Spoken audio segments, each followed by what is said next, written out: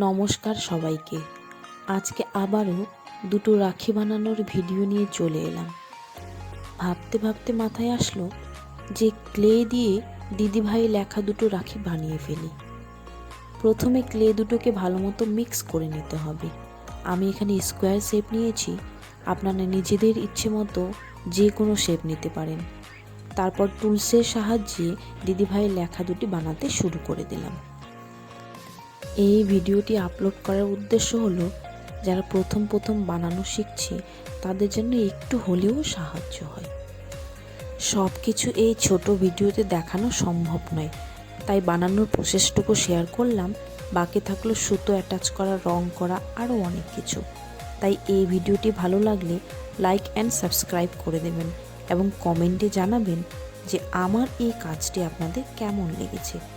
বাকি কাজটি নেক্সট ভিডিওতে শেয়ার করে দেব।